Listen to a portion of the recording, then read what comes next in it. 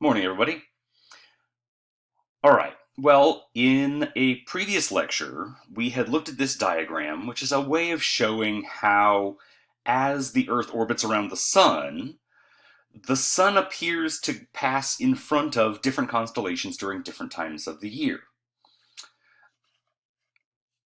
All right? If the Earth is over here in its orbit around the Sun, then the Sun will appear in front of Scorpius. And so as the Earth orbits around the Sun counterclockwise, the Sun will appear to go in front of Scorpius, and then Ophiuchus and Sagittarius and Capricornus and Aquarius. So from the Earth's point of view, the Sun appears to be going through the zodiacal constellations, right? That's what these 13 constellations are called, right? The 13 constellations that the Sun passes in front of are called the zodiacal constellations.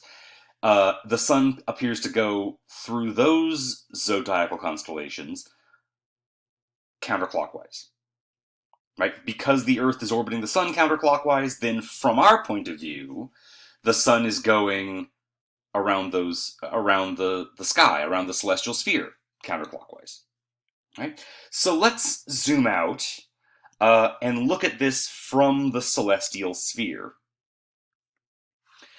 Remember what the celestial sphere is. The celestial sphere is a map of the entire sky as viewed from Earth, right? And the celestial sphere lines up with the Earth, right? We've created this map that aligns with the Earth's rotation axis. Here's the North Celestial Pole above the North Pole, the South Celestial Pole above the South Pole, and the celestial equator hovering right above the Earth's equator. So if we look at the Sun, well, the Earth's rotation axis is actually tilted with respect to the Sun. So on the celestial sphere, right, the celestial sphere is lined up with the Earth, not with the Sun. So since we've made this map that lines up with the Earth, then from our point of view, it looks like the Sun is tilted with respect to the celestial equator, right? This path that the Sun takes around the celestial sphere once per year is what's called the ecliptic. So the ecliptic is this path, right, cutting through those 13 constellations that the Sun appears to move in front of as the Earth orbits around the Sun, right? It's good to remember, right? What's actually happening? What's actually happening is the Earth is orbiting around the Sun, not the other way around, right? But from our point of view, the Earth observes that the Sun is moving around those 13 zodiacal constellations. The Sun is circling around the ecliptic in how much time? Right? How much time does it take for the Sun to make one path, one lap around the ecliptic? It's a year, right? Because the Earth takes 1 year to go around the Sun looks like it takes a year to go around us, to go around the ecliptic, right? But what you notice then is that because the Earth's axis is tilted, the Earth's axis is tilted 23.5 degrees with respect to the Sun, then it looks like the Sun's position is tilted 23.5 degrees relative to the Earth's equator. So during half of the year, the Sun is north of the celestial equator. During half of the year, the Sun is south of the celestial equator. And there are 2 days of the year where the Sun is directly on the Earth's equator. And that's only 2 days, right? There are only 2 days of the year where the Sun is right on the Earth's equator, and therefore the Sun is illuminating both hemispheres of the Earth equally. And those 2 days are what are called the equinoxes. So the equinoxes are those 2 days where the Sun is right above the Earth's equator.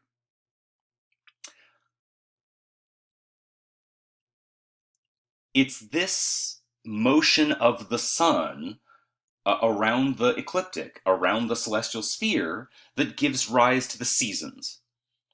So let's move through the seasons and see what happens here. By tradition, the cycle of the seasons starts with the spring equinox, the vernal equinox. So let's do that. Let's start with the vernal equinox, March 21st, where the sun is right on the equator and the sun is moving north. So this is where the sun is on the spring equinox.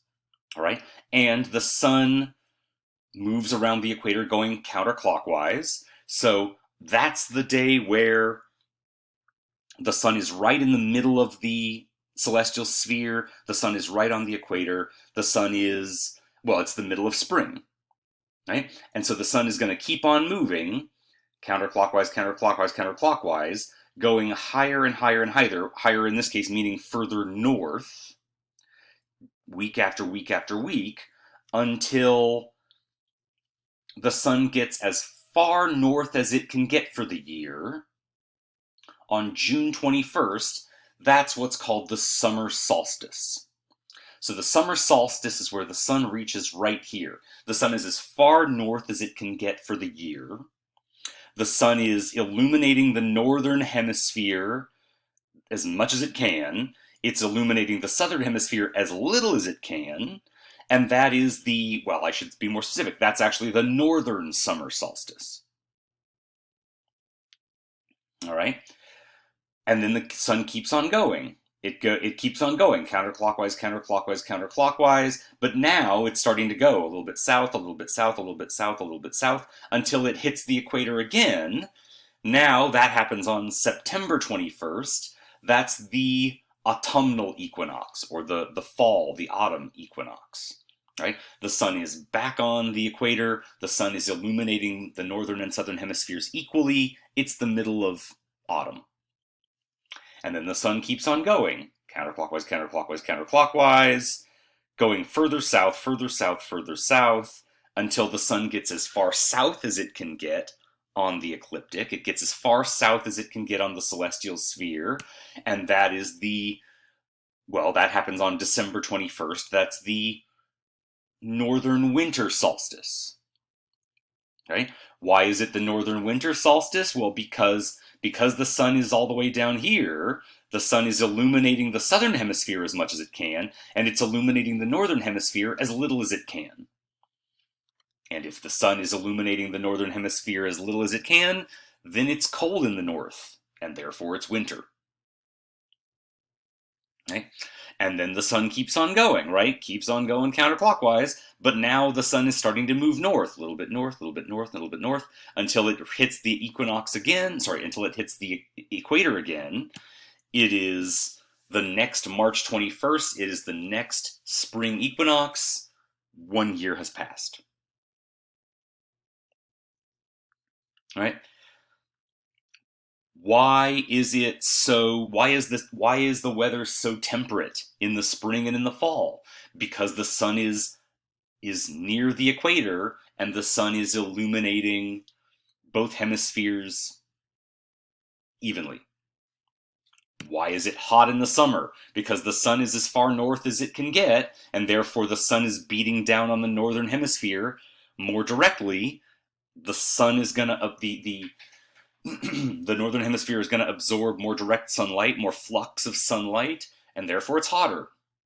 It's summer. Down here, in the northern hemisphere, when the sun is south, when the sun is as far south as it can get, we're getting as little direct sunlight as we can. And therefore, the sun's not going to heat up your location on the earth as much. It's winter, it's cold. Right? What does that look like from your neck of the woods, though, right? What does that look like from standing on the Earth? Well, this diagram is pretty accurately set up for us here in Arizona. So if you're standing in your own backyard, what does that look like to you? Well, every day the sun rises in the east and sets in the west. This is true. But if the sun moves north or south, then the sun is not always rising exactly in the east and setting exactly in the west, right? The only time when the sun rises exactly due east and sets exactly due west is going to be when the sun is right on the equator, which is to say, on the equinoxes, right? On the equinoxes, since the equator goes east to west, the sun's going to go east to west, right? So this is the path of the sun across the sky on the days of the equinoxes, right? Rises due east, passes through the middle of the southern sky, and then sets in the west, right? But if we start off with the vernal equinox, if we start off with the spring equinox, the sun starts here, and then the sun starts moving north, north, north, north every day until you get to the summer solstice, where the sun is as far north on the celestial sphere as it can get for the year, and then the sun actually rises in the northeast, passes high through the southern sky, and then sets in the northwest. After that, the sun starts moving south. So the path of the sun moves a little south, a little south, a little south, a little south. It then does this again on the autumnal equinox, and then it keeps on going south, further south, further south, further south, further south, until the winter solstice. Oh, I should say, notice this is as high as the sun gets for the whole year, right? On the summer solstice, the sun is as far north as it can get for the year, which means that is as high as the sun gets in the sky for the whole year. Noon on the summer solstice is when the sun is as close to being overhead as it gets. Notice, the sun never reaches the zenith. Right? From our point of view, from here in Arizona, the sun is never directly overhead. The sun never reaches the zenith. Why? Because we're too far north, right? We are north of the tropics, right? We are so far north on the Earth that even at noon on the summer solstice, the sun is still a little bit south of us. Right? Where would you have to be in the world? Where would you have to be on Earth for the sun to go directly over your head? You'd have to be closer to the equator. All right? Okay. Where was I? As you go from summer to winter, the sun moves south, south, south, south, south, until you get to the winter solstice, where the sun is as far south as it can get for the year, and then the sun rises in the southeast, passes low in the southern sky at noon, and then sets in the southwest. Right? So yeah, the sun always rises in the east and sets in the west, because that's how the Earth rotates, but it's not always exactly due east or due west. Sometimes the sun is a little further north or a little further south, depending on what season it is, depending on where the Earth is in its orbit around the sun. Right? Therefore, noon on the winter solstice is where the sun is lowest in the sky at noon. Right? Think about your experience. Right? Imagine it's the end of June. Right? It's the summer solstice. It's noontime. The sun is high overhead. It's not directly overhead, but it's really close to the zenith. What do the shadows look like? The shadows look short, right? The shadows look short because the sun is high up overhead and the sunlight is beating down on you. And therefore, since the sun is illuminating you at a high angle, the shadows all look short. Think about the end of December, right? It's the winter solstice. It's noontime. And even though, and I'm sure we've all had that experience of like, it's noon in the middle of winter, and it still looks dim, right? The world still looks dim. Because why? Because the sun is low in the sky. The sun is the sun is due south, it's noon, but the sun is low in the sky. And therefore, since the sun is shining on you at a shallow angle, The shadows all look really long.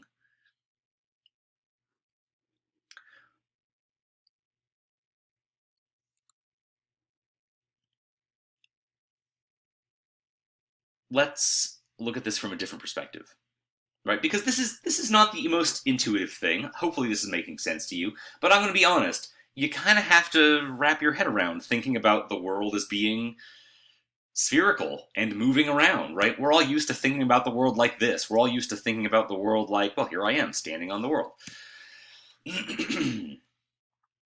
But if you want to understand the seasons, you got to understand here we are, we're standing on this spherical Earth. The spherical Earth is tilted with respect to the sun, and the sun's shining on us. So let's say this is, well, this must be summer, right? It must be northern summer. Why? Because the sunlight is shining more directly on the northern hemisphere, right? The sunlight, whoever this person is standing right here, the shadows are very short because the sun is high overhead in the northern hemisphere. In the southern hemisphere is not getting that much illumination, right? This person the shadows are long. The sun is shining on this person from at a really shallow angle. It's winter time, right? This is why the seasons are reversed in the northern and southern hemispheres, right? When it's summer in the north, it's winter in the south. Why? Because when it's June 21st and the sun is as far north as it can get for the year, the northern hemisphere is getting a lot more illumination. The southern hemisphere is getting a lot less illumination. 6 months later, the Earth is on the other side of the sun. Right? Notice what's actually moved from here to here. The Earth has moved, right? The Earth is now on the opposite side of the sun. The sunlight is shining on us now like this, and the southern hemisphere is getting direct sunlight. The southern hemisphere is getting a much bigger area of illumination. The northern hemisphere is getting less sunlight. The shadows are long. The sunlight is less direct. Warmer down here, colder up here. Southern summer, northern winter. I want you to notice one more thing. Which way is the North Pole pointing at this time of year? From this diagram, the North Pole is pointing up and to the right. 6 months later, now where is the North Pole pointing? The North Pole is still pointing up and to the right, right? The North Pole is always oriented in the same direction. Well, at least from over the course of 1 year, right? We already talked about precession and how the North Pole is wobbling, but the North Pole wobbles, but really, really slowly, right? Over the course of 1 year, the North Pole is staying oriented in the same direction. What is the North Pole oriented toward? Well, right now, the North Pole is oriented toward the North Star, and that's why the North Star is the North Star all year long. Summer, winter, the North Pole is always pointing at the North Star, which in this diagram must be up and to the right. That's what causes the seasons, right? The seasons are caused by the Earth moving through space, the Earth moving around the sun, and the tilt of the Earth's axis.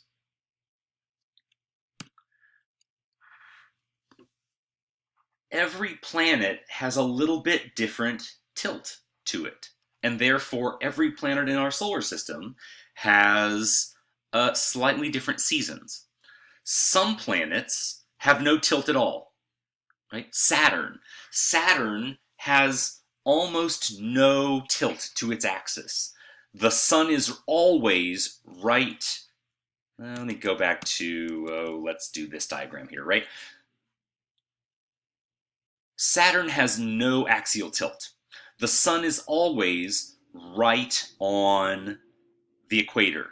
The sun is always illuminating the two hemispheres of Saturn equally, and therefore the seasons are very mild. The weather on Saturn doesn't change much over the course of one orbit. Earth has a little bit of an axial tilt, and therefore we have a change in weather from summer to winter. It's not extreme, right? The Earth is still a nice place to live summer and winter. Hard to say when you live here in Arizona, but go with me here. Right? The Earth's, the weather changes from summer to winter, but, it changes by a few dozen degrees, nothing too extreme. But the more extreme the axial tilt, the more extreme the change in the seasons becomes. The most egregious example of this is Uranus, right? Because Uranus is actually tilted on its side. Uranus is tilted almost 90 degrees with respect to the sun, which means during half of the orbit, the North Pole is tilted toward the sun, which means the sunlight is only illuminating the northern hemisphere. If you're on the northern now, Uranus is a gas giant, so it's not like there's a solid surface that you could walk around on, but imagine, right? If you were floating above the clouds in the northern hemisphere of Uranus, not only would it be summer, but it would be perpetually daytime. The sun would always be up. If you're floating above the clouds in the southern hemisphere, it would not only be winter, it would be perpetual darkness, nighttime. And here's the thing.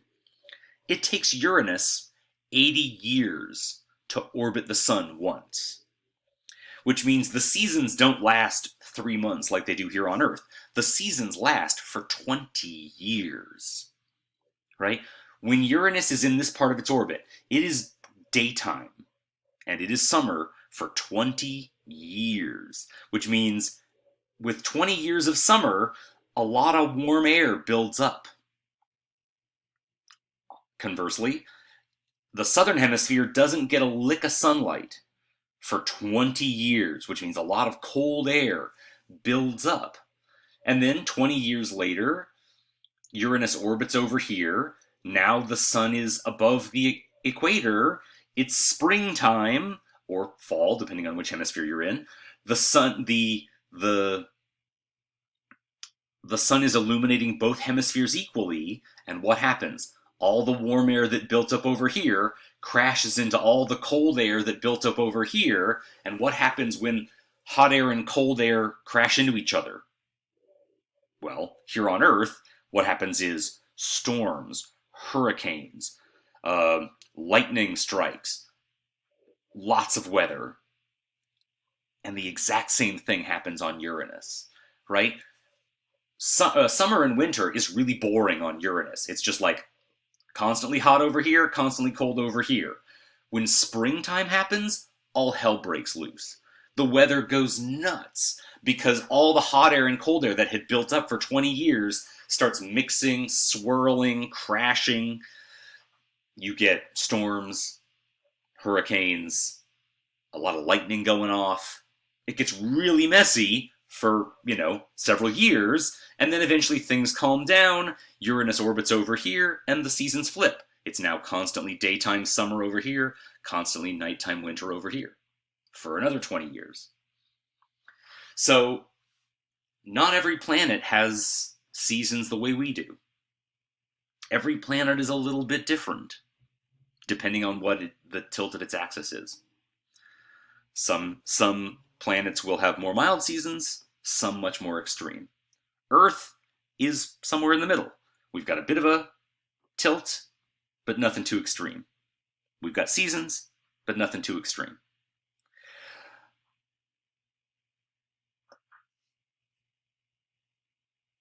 It's kind of what makes the Earth a nice place to live, right?